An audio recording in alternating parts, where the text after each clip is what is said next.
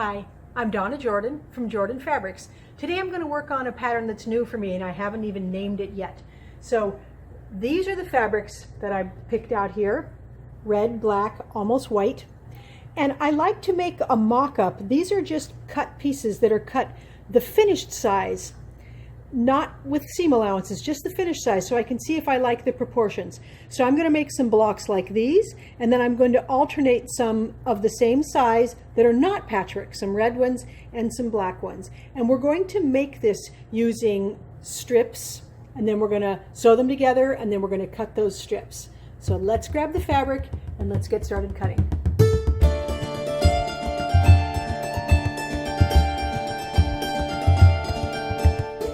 For this quilt, there's only 3 sizes of strips we need. We need some 2-inch, some 5-inch, and some 8-inch. So I need some 2-inch out of these 3 colors, so I'm going to cut them all at the same time.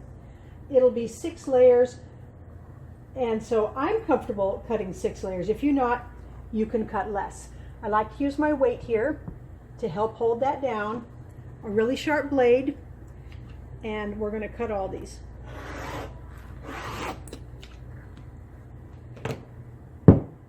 Two inches. I'm going to need 4 of the white, 4 of the black, and 5 of the red strips. So now that I've got 4 of everything, I'm going to pull off this and just cut 1 more red.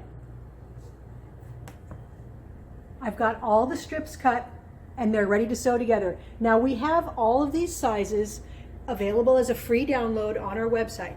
So these we're going to cut into squares. All of the rest of these are going to get cut into 2-inch strips, but we're going to sew them together first. So we're going to sew these 2 red ones on either side of this. So I like to roll them up together so I know what goes where. This one also gets the 2 red. This one, white on either side of the red.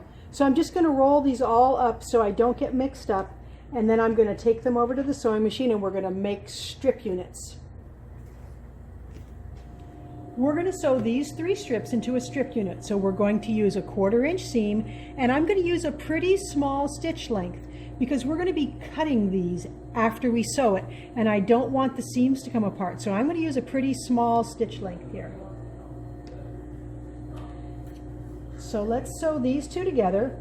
You want to use a really even 1/4-inch seam. So line everything up, don't stretch anything, and sew right 1/4-inch right along the edge.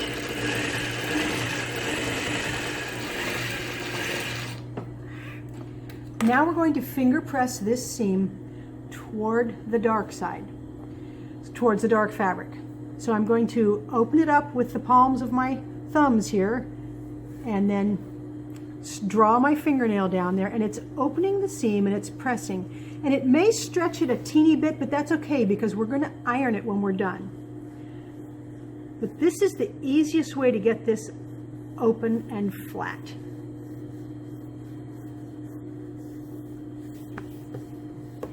Now we're going to sew a black strip to the other side. We're also going to press this seam allowance toward the dark fabric. Same procedure, pull it open, draw your fingernail down it.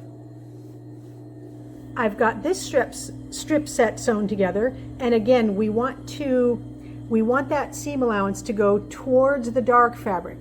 So it helps if you lay it with the seam going that way and then open this up a little bit. It tends to want to keep laying that way. Then draw your finger down and open it up.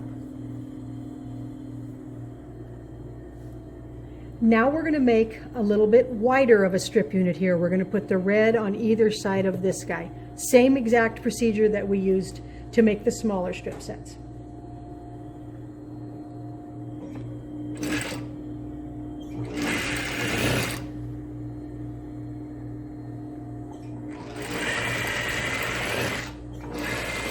I've got both strips on this wider piece, and these seam allowances need to go toward the middle. It is important to press your seam allowances the way I'm telling you, and it'll show you on the download how to do that, because when we do the next step, all of our seam allowances will be going in opposite directions. So when we sew them together, there'll be much less bulk, and it makes it really, really easy to get your corners matched. So that's why I'm always real careful about which way to press these seam allowances.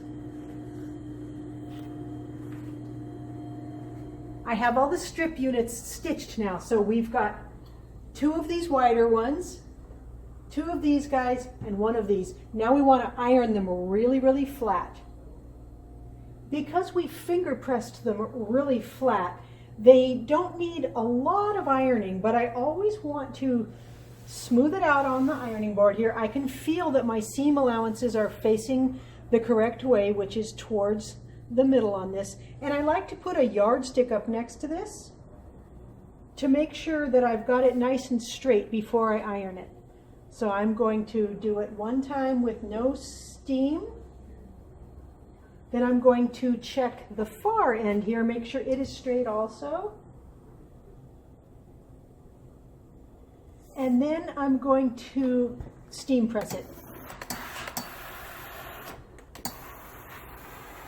I've got both these wide ones ironed nice and flat, and they're nice and straight. And I'm going to stack this one not right on top of the other one, but parallel to the edge, but moved down a little bit. So the seam allowances are not right on top of each other. So this one is moved down about an inch, but it's still straight. You can't really see the edge there, but it's parallel the whole way. I'm going to stack up all my strip units, and I'm going to cut them all at the same time. So I'll show you once they're all stacked up. I've got all the strip units ironed, and they're all stacked up here. They're just staggered a little bit, so none of the seam allowances are right on top of other seam allowances. So we're going to pick this whole thing up and take it over to the cutting table.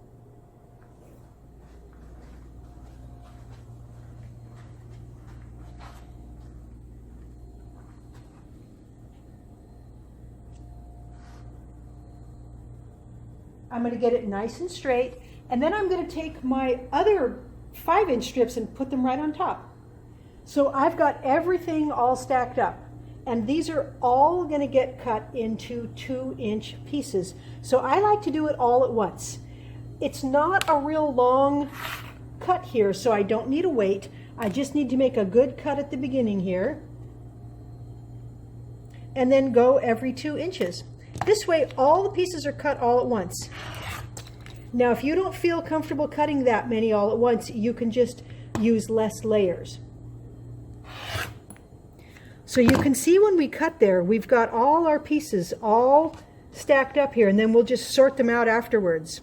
This cutting goes really fast, and you'll notice that I put the ruler on top of the part that has not been cut yet.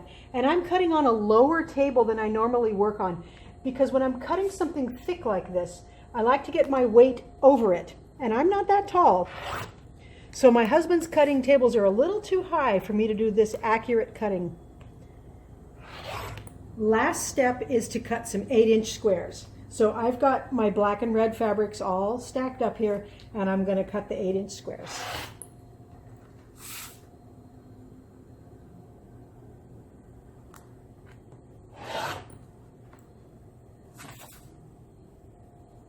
It was really fun getting all the pieces cut all at the same time, and now I've sorted them out, and we're ready to sew the blocks together. So we need one of these, one of these, and one of these. And the seam allowances are already ironed the correct way, so that when we sew them together, they're going in opposite directions so that they'll be real easy to match up. So we've got that in the center, then we're going to put one of these on each side, and then this is going to go on the top and bottom. So they're going to stitch up really fast. So we'll start in the center here. I've got my pieces put right sides together here, and you can see the seam allowances going different directions. Makes it really easy to sew them. We're sticking with our 1/4-inch seam, and I can feel that the intersections are lined up.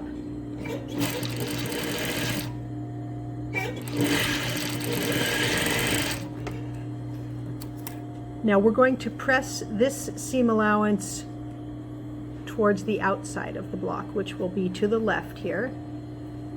Now we're going to stitch this piece on. And again, the seam allowances are all facing opposite directions, and it's going to lay really flat and sew really quickly and smoothly.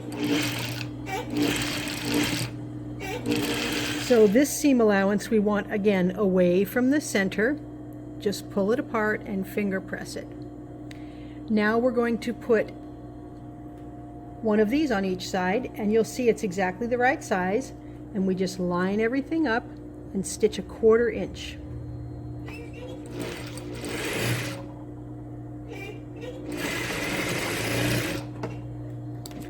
Press the seam again towards the outside, and then we'll get this guy on. Now we're ready to sew these last 2 strips on. They're already exactly the right length, and the seam allowances are ironed in different directions, so it makes it real easy to match up the intersection.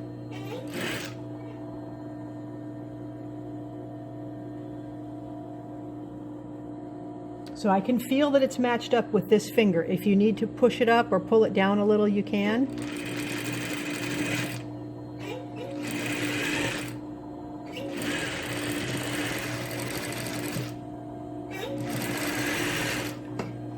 Now at this point, we are going to take this over to the ironing board, and we're going to steam press it nice and flat and square.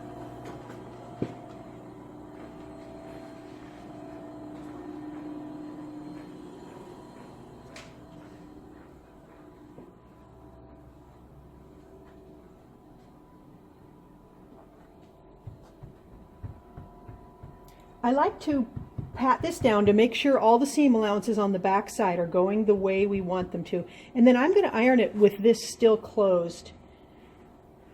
And I'm going to be pulling it just a little bit so that it's squaring up. And I'm going to make sure all these seams are going the way I want. Then I'm going to open this up, and I'm going to just press it with my hands a little bit. And I like to make sure that this is straight before I put the iron on it. So sometimes I'll finger press it, sometimes you can just pull it open a little. But the idea with the iron here is to get it really square and true. So this piece is curving in just a little bit, only because I haven't pulled it out a little and ironed it. So once you get it nice and square, put the steam on. And this really will help with the accuracy of your blocks. There we go, looking good. Now we've got a couple of blocks done here. We need to have a total of 18 blocks. So I'm going to go ahead and stitch up 16 more blocks from this part, and that'll go pretty quick because we've got the parts all right there. I'm looking at these couple of blocks I have done with the squares that I'm going to alternate with them, and I'm thinking that it's a little too stark, and I don't really like the red right up against the red there. So I've got a couple of options. I could just do black everywhere, but I think it'll be a little too checkerboardy. So I've cut some other blacks here. We've got a floral batik.